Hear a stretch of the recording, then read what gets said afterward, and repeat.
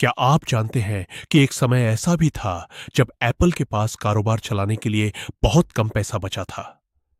कई लोगों को लगा कि यह कंपनी जल्द ही खत्म हो जाएगी, लेकिन आज वही एप्पल दुनिया की सबसे बड़ी और सबसे मूल्यवान कंपनियों में गिनी जाती है।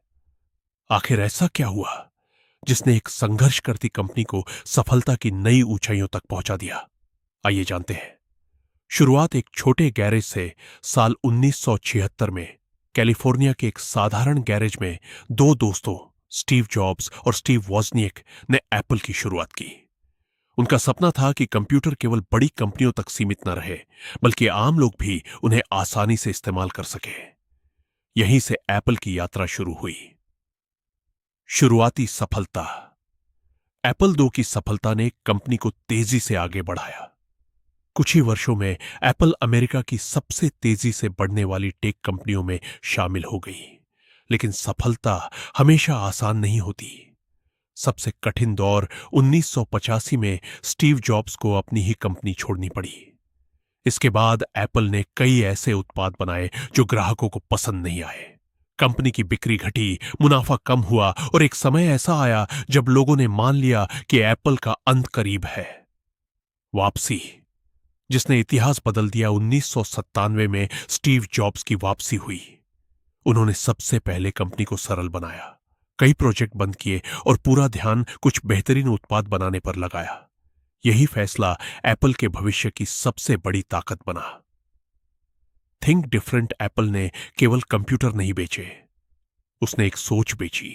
नई सोच, रचनात्मकता और अलग तरीके से दुनिया को देखने की सोच।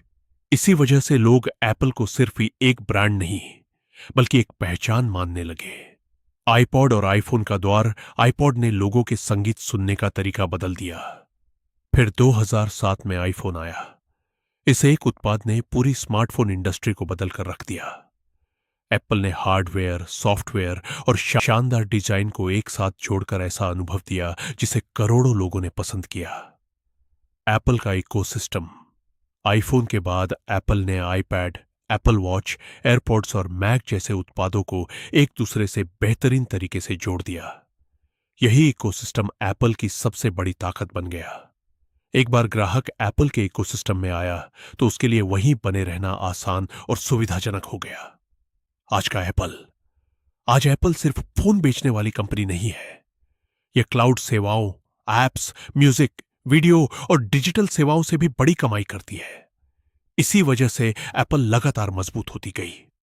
निष्कर्ष, एप्पल की कहानी हमें सिखाती है कि बड़ी सफलता केवल अच्छे उत्पाद बनाने से नहीं मिलती।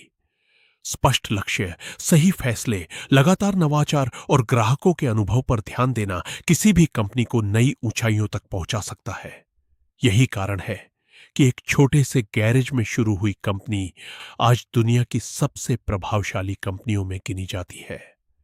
अगर आपको ऐसी बिजनेस स्टोरीज पसंद है तो चैनल को सब्सक्राइब करें। अगली वीडियो में हम एक और बड़ी कंपनी की सफलता की कहानी जानेंगे।